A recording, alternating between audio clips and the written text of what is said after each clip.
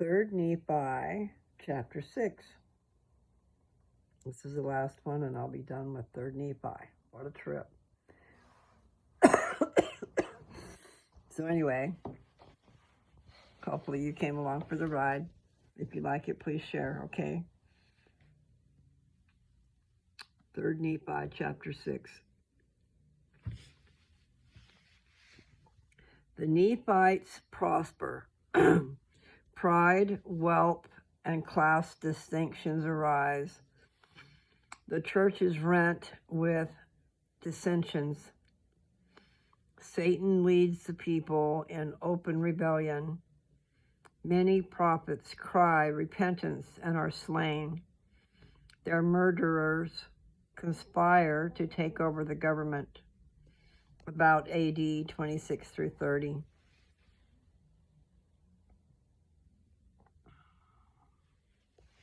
And now it came to pass that the people of the Nephites did all return to their own lands in the 26th year, every man with his family, his flocks, his herds,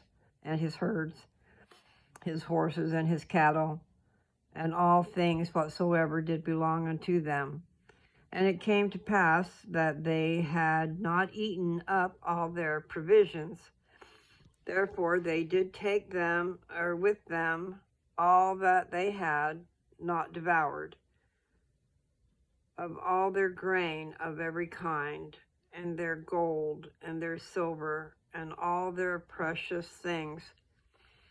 And they did return to their own lands and their possessions, both of the north and of the south, both of the land northward and on the land southward. And they granted unto those robbers who had entered into a covenant to keep the peace of the land, who were desirous to remain Lamanites, lands according to their numbers, that they might have with their labors wherewith to subsist upon. And thus they did establish peace in all the land. I didn't really quite understand what I just read, but it sounded to me like they gave them some land so they could take care of themselves. I have to go back and ponder on that, but I'm not of a mind to. And they began again to prosper and to wax great. And the 26th and 7th years passed away, and there was great order in the land, and they had formed their laws according to equity and justice. And now there was nothing in all the land to hinder the people from prospering continually, except they should fall into transgression. And now it was Gidgiddoni and the judge, Lachonius, and those who had been appointed leaders, who had established this great peace in the land.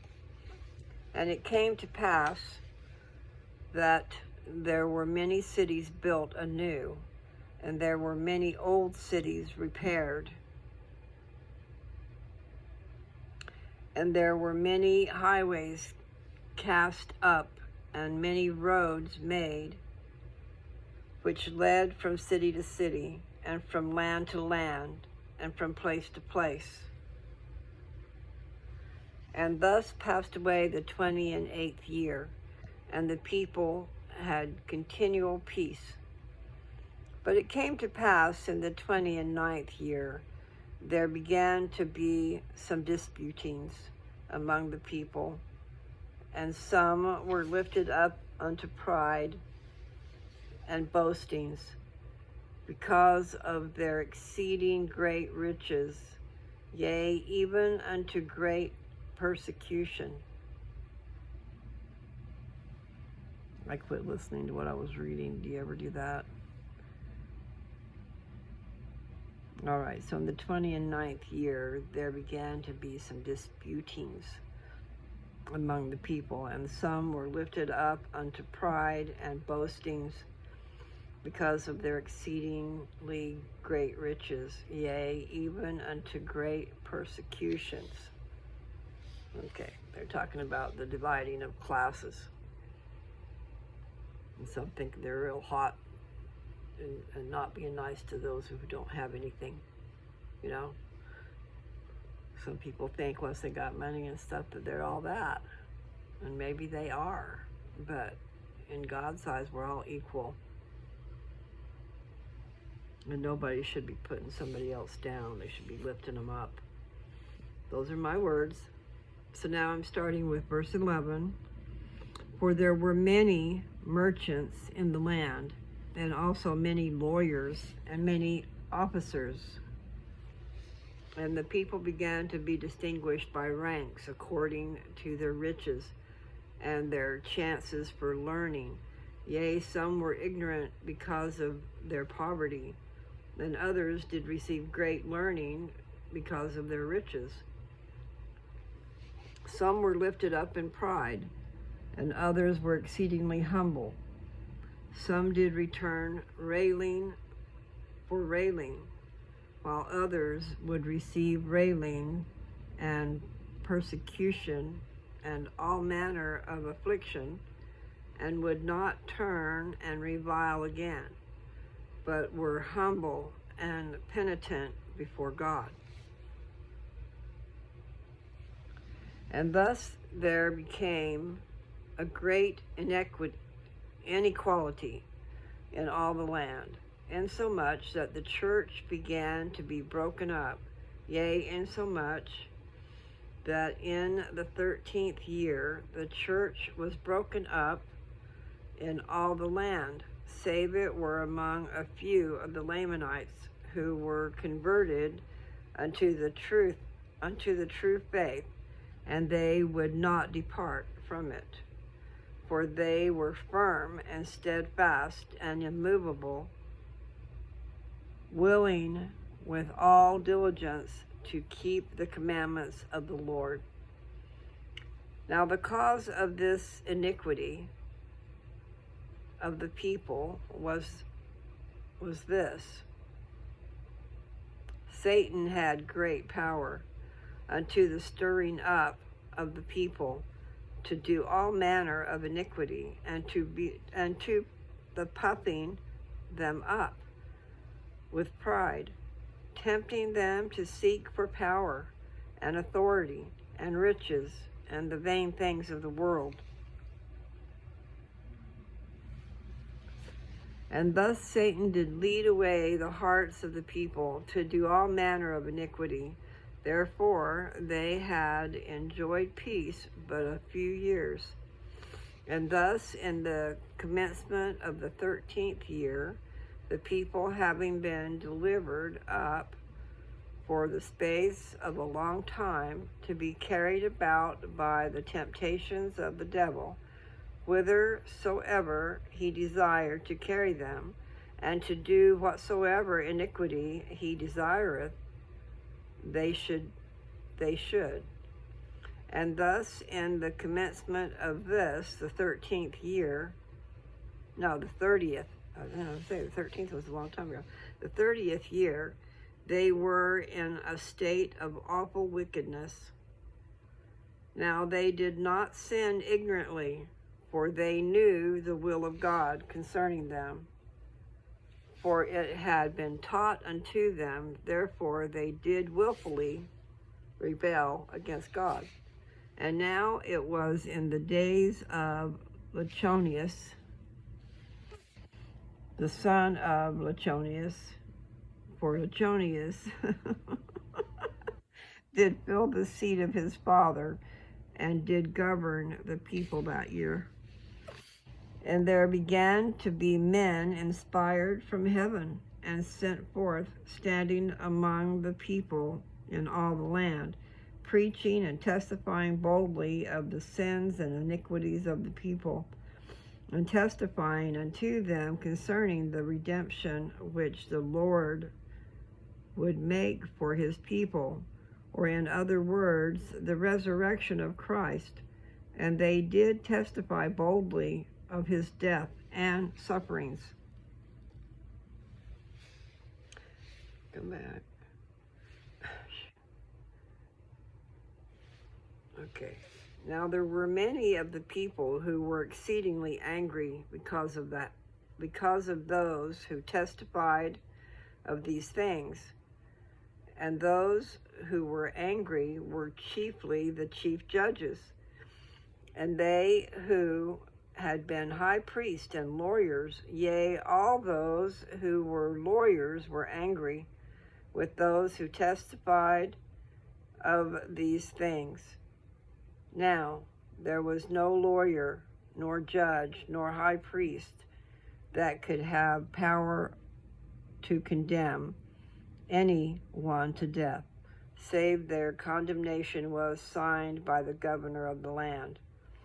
Now there were many of those who testified of the things pertaining to Christ, who testified boldly, who were taken and put to death secretly by the judges, that the knowledge of their death came not unto the governor of the land until after their death. Now behold, this was contrary to the laws of the land, that any man should be put to death, except they had power from the governor of the land. Therefore a complaint came up unto the land Zarahemla, to the governor of the land, excuse me, against these judges.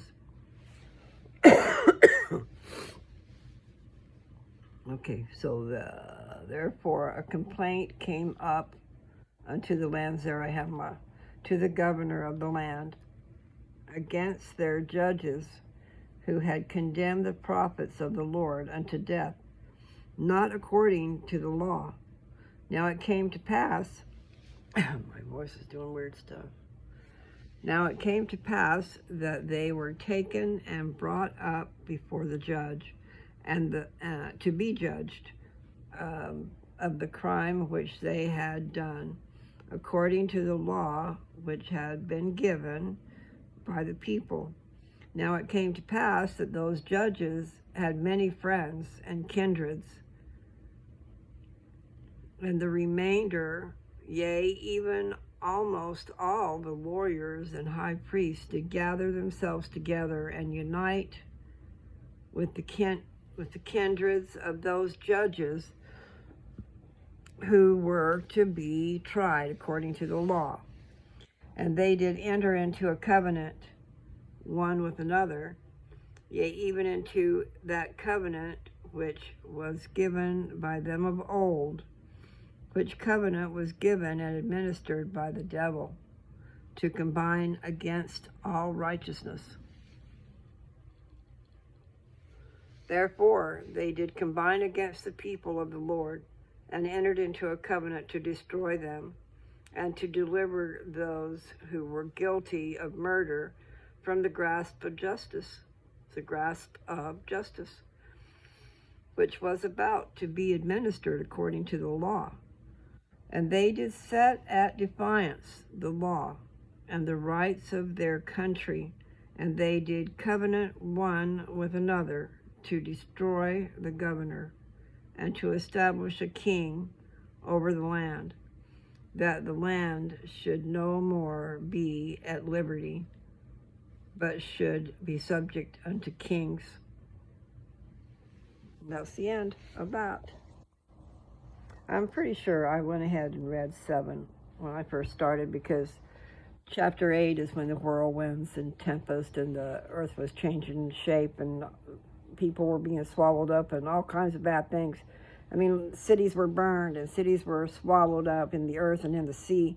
Anyway, so I went to chapter 7 because I thought maybe I should find out what's going first before I got to 8.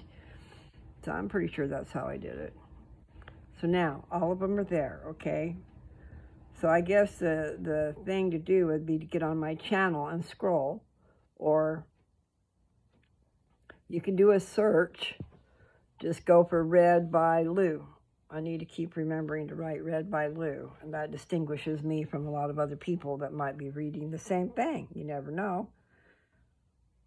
Thanks for listening, and I'm glad to get 3rd Nephi done.